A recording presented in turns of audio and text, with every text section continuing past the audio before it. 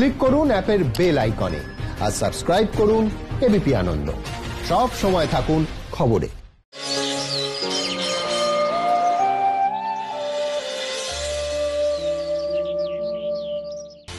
আনন্দের সকালে ফিরে এলাম বিরতির পর। গতকালই আমরা দেখেছি নবান্নে পাহাড় নিয়ে মুখ্যমন্ত্রীর সঙ্গে কথা হয়েছে বিনয় তামাংয়ের, এবং সেখানে তিনি দাবি করেছেন যে শান্তি নিয়ে কথা হয়েছে, বিমল গুরুংকে নিয়ে কোনো আলোচনাই হয়নি। কিন্তু গতকালের বৈঠক নিয়ে শুরু হয়েছে রাজনৈতিক তরজা। শেষ পর্যন্ত পাহাড়ের রাজনৈতিক সমীকরণ ঠিক কোন পথে এগোয় সেদিকেই নজর সকলের। Bimal Gurung chapter is closed now. We have not discussed the matter with related to Bimal Gurung and Roshan Giri. Bimal Gurung and Roshan Giri is not in my syllabus. He is not the subject, and as well as he is not the object. একদিকে 3 বছরের অজ্ঞাতবাস কাটিয়ে পঞ্চমী সন্ধ্যায় আত্মপ্রকাশ এবং মোদী অমিত শাহর সঙ্গ ছেড়ে মমতা বন্দ্যোপাধ্যায়কে সমর্থন জানানো বিমল গুরুং। অন্যদিকে বিমল গুরুং এর সঙ্গে কোনোভাবেই সমঝোতায় যেতে নারাজ বর্তমানে জিটিএর ক্ষমতায় থাকা বিনয় তামাং ও অনিত থাপা গোষ্ঠী। পরস্পর বিরোধী অবস্থানের মধ্যেই মঙ্গলবার নবান্নে ছিল মুখ্যমন্ত্রীর পাহাড় বৈঠক। বৈঠক থেকে দুপক্ষের মধ্যে কোনো সমঝোতার সমীকরণ বের করার চেষ্টা হবে কিনা এই প্রশ্নে তুঙ্গে উঠেছিল জল্পনা। কিন্তু তাতে জল ঢেলে দিয়ে বিনয় তামাংয়ের দাবি, বৈঠকে বিমল গুরুংকে নিয়ে কোনো আলোচনাই হয়নি। We have not discussed the matter with related to Bimal Gurung and Roshan Giri out there in Namanna today. Bimal Gurung and Roshan Giri is not in my syllabus. वो जो रैली कालिम्पोंग में हुआ, कर्शिंग में हुआ, मिरिक में हुआ, दार्जिलिंग में हुआ, इंटायर हिल्स में हुआ, इवन इन प्लेन्स में भी हो गया against Bimal Gurung. That means he has got no entity at all in North Bengal. বৈঠকের আগেও পরে প্রাক্তন জিটিএ চেয়ারম্যান বিমল গুরুং এর বিরুদ্ধে নিজেদের কড়া অবস্থান স্পষ্ট করে দিয়েছেন বিনয় Tamang. We are not going to share any platform with Bimal Gurung and Roshan Giri. We are not going to share any administrative and political platform with Bimal Gurung and Roshan Giri and his group in future also. কেন তারা বিমল গুরুং এর সঙ্গে কোন রকম সমঝোতায় যেতে চান না সে কথাও এদিন স্পষ্ট করে দিয়েছেন বিনয় তামাং। 167 केसेस उनका पास में है। अब इसमें यूएपी केस भी है, क्रिमिनल प्रोक्लेम ऑफेंडर है, वो कोर्ट ने दिया है, गवर्नमेंट ने नहीं दिया। No one is above the law, no one is above the law. Anit ji भी जेल गया हुआ है, मैं भी जेल गया, लेकिन बिमल गुरुंग अभी तक कोर्ट से भागा हुआ आदमी है। He is fugitive leader. এদিনের বৈঠকের পরই শুরু হয়ে গিয়েছে রাজনৈতিক তরজা। তৃণমূলকে আক্রমণ করেছে বিরোধীরা। ममता जी कुर्सी के लालच में पहाड़ के ऊपर अशांति फैलाने की कोशिश कर रही हैं, और मैं समझता हूं कि ये बंगाल के लिए अच्छा नहीं है, पहाड़ के लिए भी अच्छा नहीं है, नॉर्थ बंगाल के लिए भी अच्छा नहीं है कि कुर्सी के लालच में वहां पर अशांति फैलाना, आपस में लड़वाना। मैं इस ऐसी राजनीति की निंदा करता हूँ। মুখ্যমন্ত্রী অনেকটা গাছেরও খাবেন তলায়ও মানে কুড়োবেন, এরকম একটা নীতি নিয়েছেন। অর্থাৎ বিমল গুরুংকে চাই, বিনয় তামাংকে চাই, এটা নিয়ে একটা বার্গেনিং চলছে। যদিও পাহাড় বৈঠক নিয়ে আশাবাদী তৃণমূল। আমরা সকলে চাই যে পাহাড়ে শান্তি থাকুক। পাহাড়ে সবাই এখন বুঝতে পারছে যে মমতা ব্যানার্জির কোনো বিকল্প নেই।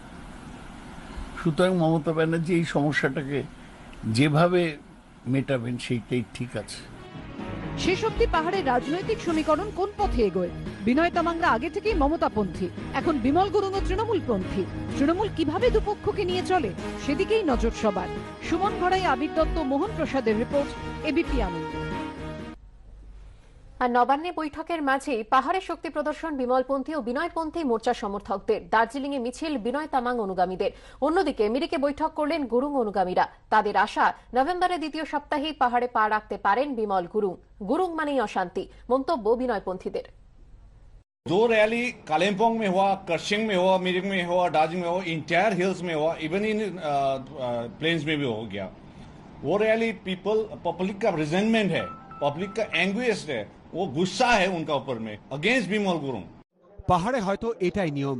বাম আমলে পাহাড়ের বেতাজ বাদশা ছিলেন সুভাষ ঘিসিং, আর তার প্রধান লেফটেন্যান্ট ছিলেন বিমল গুরুং। কিন্তু পরে সেই গুরুংই হয়ে ওঠেন পাহাড়ের রাজা, আর তার জন্যই আর কোনোদিন পাহাড়ে ফেরা হয়নি সুভাষ ঘিসিং এর। আবার বিমল গুরুং যখন পাহাড়ের সম্রাট হয়ে ওঠেন তখন তার প্রধান শিষ্য ছিলেন বিনয় তামাং। এখন সেই গুরুংয়েরই প্রধান প্রতিপক্ষ হয়ে উঠেছেন বিনয়। পাহাড়ের রাশ আর কোনোভাবেই প্রাক্তন গুরুর হাতে ছাড়তে রাজি নন তিনি। এই পাহাড়ে শুরু হয়েছে দুই গোষ্ঠীর শক্তি প্রদর্শন। লাগাতার দুপক্ষ মিছিল করে চলেছে। মঙ্গলবার দার্জিলিং এ মিছিল করেন বিনয়পন্থীরা। रैली नहीं, ये जन सैलाब है। पहाड़ जो शांत पहाड़ है उसको हम अशांत नहीं चाहते। विमल गुरुंग अशांति के एक प्रतीक है, सिनोनिम फॉर वायलेंस। सो उनको हम पहाड़ में नहीं चाहेंगे। অন্যদিকে মিরিকে বৈঠকে বসেন বিমল গুরুংপন্থী মোর্চার কর্মী সমর্থকরা। बाद में नहीं, हमारा बहुत सारे प्रोग्राम से संगठन विस्तार के लिए हम लोग कर रहे हैं। शाखा प्रशाखा में हम लोग जा रहे हैं और पुराने जो हमारा शाखा प्रशाखा हमारी स्थिति अभी क्या है ये सब हम लोग कर रहे हैं। কিন্তু এসবের মধ্যে মূল প্রশ্ন হচ্ছে কবে পাহাড়ে পা রাখবেন বিমল গুরুং। তার সমর্থকদের আশা নভেম্বরের দ্বিতীয় সপ্তাহেই দার্জিলিং এ যেতে পারেন তিনি। সেই তোড়জোড়ও শুরু হয়ে গেছে বলে দাবি গুরুংপন্থীদের। মোহন প্রসাদ ও সুমন ঘড়াই, এবিপি আনন্দ। বাংলার রাজনীতিতে অতি সাম্প্রতিককালে চর্চার একটা কেন্দ্রবিন্দুতে চলে এসেছেন পরিবহন মন্ত্রী শুভেন্দু অধিকারী। তার আয়োজিত বিজয় সম্মেলনী হোক বা তাকে ঘিরে যে ফেস্টুন পতাকা যেগুলো লাগানো হয়েছে সেগুলোই হোক, আর এবার আবারও বিস্ফোরক শুভেন্দু অধিকারী। সংবিধানে আছে by the people, by the party নয়, এমনটাই মন্তব্য করেছেন তিনি। প্যারাশুট লিফটের পর এবার সাইকেল শেখার প্রসঙ্গ তুলেও দিয়েছেন খোঁচা, তুললেন নন্দীগ্রাম আন্দোলনের প্রসঙ্গ। পাল্টা কটাক্ষ শুভেন্দু বিরোধী বলে পরিচিত তৃণমূল নেতা অখিল গিরির। আপনি সাইকেল থেকে পড়ে সাইকেল চালাবেন তাহলে তাড়াতাড়ি সাইকেল চড়া শিখে যাবেন, আর যদি লোক ঠেলে ঠেলে তুলে তুলে ধরে অনেকক্ষণ সময় লাগে। প্যারাসুট লিফটের পরে এবারে সাইকেল শেখার প্রসঙ্গ তুলে খোঁচা। ফের শুভেন্দু অধিকারী নিশানায় কি এমন কোন রাজনীতিবিদ যাকে রাজনীতি শেখানোর চেষ্টা হচ্ছে? কোনো পরিশ্রম ছাড়াই কি কারোর হাতে ক্ষমতা তুলে দেওয়ার চেষ্টা হচ্ছে? কিন্তু কে তিনি স্পষ্ট করছেন না শুভেন্দু, শুধু ঘুরিয়ে বার্তা দিয়ে চলেছেন। আমাদের ভারতবর্ষের সংবিধান, সেখানে ইংরেজিতে 3টে শব্দ আছে যে পুরো ব্যবস্থাটা চলবে for the people, by the people, of the people, not for the party, for the party, by the party. আগে যারা ক্ষমতায় ছিল তারা এই ব্যবস্থা করে দিয়েছিল, রেশন কার্ড কে পাবে, জব কার্ড কে পাবে, সবটা পার্টি দেখে। আর যদি পার্টি দেখে কেউ কাজ করেন সে কিছুদিন থাকবেন, বেশি দিন থাকবেন না। মানুষকে নিয়ে যদি কাজ করেন তাহলে কিন্তু অনেকদিন থাকবেন। সম্প্রতি প্যারাসুট ও লিফটের প্রসঙ্গ তুলে প্রতিপক্ষকে খোঁচা দিয়েছিলেন শুভেন্দু। প্যারাসুটেও নামিনি, লিফটেও উঠিনি, সিঁড়ি ভাঙতে ভাঙতে ভাঙতে ভাঙতে উঠেছি। এবারে নন্দীগ্রামে জমি আন্দোলনের প্রসঙ্গ টেনে খোঁচা শুভেন্দুর গলায়। যতই ক্ষমতার দ্বন্দ্ব দেখান না কেন, মানুষ তো শেষ কথা বলে। আমি তো নন্দীগ্রামের লড়াইটি দেখেছি। মানুষের আবেগটা যদি জিততে পারে তাহলেই একমাত্র টিকে থাকবে। আবারও রাজনৈতিক মহলে প্রশ্ন উঠছে, শুভেন্দু কি নির্দিষ্ট কাউকে অহংকারী বলছেন, তার উদ্দেশ্যে চ্যালেঞ্জ ছুঁড়ে দিচ্ছেন? কিন্তু এই প্রশ্নেরও সরাসরি কোনো উত্তর মিলছে না। আর শুভেন্দুর রাজনৈতিক পদক্ষেপ নিয়ে জল্পনা যত জোরালো হচ্ছে ততই তৃণমূলে অন্দরে কোন্দল বাড়ছে। উন্নয়ন মুখ্যমন্ত্রী করেছে, বাংলার মানুষ সাক্ষী। হলদিয়া ডেভেলপমেন্ট চালাতে গিয়ে কোথায় গণতন্ত্র আছে সেগুলো সব আমরা জানা আছে। শুভেন্দুবাবু কি বলেছে সেই প্রসঙ্গে আমাকে বলতে হবে না, তবে তার কাছ থেকে of the people, for the পিপুল গণতন্ত্রের ব্যাখ্যা আমাদের নিতে হবে না। এদিন ছিল পূর্ব মেদিনীপুরে পটাশপুর 2 নম্বর ব্লকের আরগোয়াল পঞ্চায়েতের নতুন প্রশাসনিক ভবনের উদ্বোধনী অনুষ্ঠান। গত কয়েকদিনের মতোই অনুষ্ঠান স্থলে আশেপাশে কোথাও তৃণমূলের নামগন্ধ মেলেনি। সরকারি প্রকল্পের উদ্বোধন হলেও ছিল না মুখ্যমন্ত্রীর ছবি বা নাম, জানিয়ে কটাক্ষ করেছে তৃণমূল। এখানে সরকারি টাকায় ঘর হয়েছে, তার তোরণ হয়েছে, সেখানে মুখ্যমন্ত্রীর ছবি নেই। এটা অন্যায়। আমি বলেছি ওই পঞ্চায়েতের প্রধান, উপপ্রধান যারা যারা আছে তাদেরকে সব শোকজ করতে, কেন এটা হয়েছে। এদিন অনুষ্ঠান স্থল জুড়ে শুধুই ছিল শুভেন্দু অধিকারীর ছবি। আমরা দাদার অনুগামী লেখা ব্যানার গলায় ঝুলিয়েও অনেককে দেখা গিয়েছে। ঋত্বিক প্রধান, এবিপি আনন্দ, পূর্ব মেদিনীপুর। আসছে পরের খবরে। বিজেপি কর্মী মদন ঘড়ইয়ের শবদেহের দ্বিতীয়বার ময়না তদন্তের নির্দেশ বহাল রাখল কলকাতা হাইকোর্ট। 5ই নভেম্বর ময়না তদন্ত করার নির্দেশ বিচারপতি সঞ্জীব বন্দ্যোপাধ্যায় ডিভিশন বেঞ্চের। করতে হবে ময়না তদন্তের ভিডিওগ্রাফি।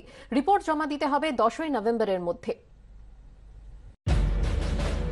পটাশপুরের বিজেপি কর্মী মদন ঘড়ইয়ের মৃত্যুর ঘটনায় দ্বিতীয় ময়না তদন্তের নির্দেশই বহাল রাখল কলকাতা হাইকোর্ট। বিচারপতি সঞ্জীব বন্দ্যোপাধ্যায় ডিভিশন বেঞ্চ জানালো 5ই নভেম্বর করতে হবে দ্বিতীয় ময়না তদন্ত। আদালত নির্দেশ দিয়েছে ময়না তদন্তের সময় উপস্থিত থাকবেন 3 জন চিকিৎসক। পুরো প্রক্রিয়ার ভিডিওগ্রাফি করতে হবে। ময়না তদন্তের সময় উপস্থিত থাকতে পারবেন মৃত বিজেপি কর্মীর পরিবার মনোনীত 2 সদস্য। 10ই নভেম্বরের মধ্যে রিপোর্ট জমার নির্দেশ দিয়েছে কলকাতা হাইকোর্ট। নাবালিকা অপহরণ মামলায় গ্রেফতার হয়েছিলেন পটাশপুরের বিজেপি কর্মী মদন ঘড়ই। পুলিশ হেফাজতে থাকাকালীন গত 13ই অক্টোবর এসএসকেএম হাসপাতালে মৃত্যু হয় তার। বিজেপি কর্মীর মৃত্যু ঘিরে উত্তাল হয় রাজ্য রাজনীতি।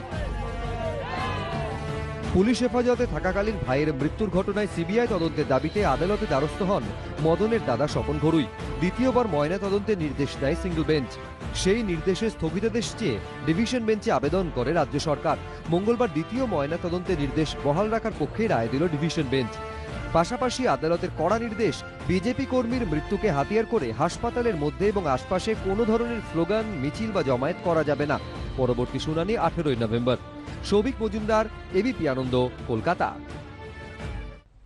এবার চোখ রাখবো মার্কিন প্রেসিডেন্ট নির্বাচনের খবরে। হোয়াইট হাউস দখলে জোর টক্কর, ট্রাম্পকে পিছনে ফেলে অনেকটাই এগিয়ে Biden.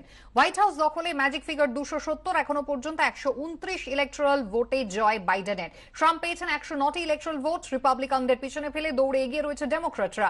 Massachusetts, New Jersey, Maryland, Vermont দখল ডেমোক্র্যাটদের। অন্যদিকে কলোরাডো, নিউ মেক্সিকো, নিউ ইয়র্কও দখল বাইডেনের। ট্রাম্পের দখলে Arkansas, West Virginia, Oklahoma, Kentucky, Louisiana, Indiana রিপাবলিকানদের দখলে রয়েছে। হোয়াইট হাউস দখলে এবার জোর টক্কর, ট্রাম্পকে পিছনে ফেলে অনেকটাই এগিয়ে গেলেন জো বাইডেন। হোয়াইট হাউস দখলের ম্যাজিক ফিগার আমরা জানি 270, এখনো পর্যন্ত 131টি ইলেকট্রাল ভোটে জয় বাইডেনের। অন্যদিকে ট্রাম্প পেয়েছেন 98টি ইলেকট্রাল ভোট।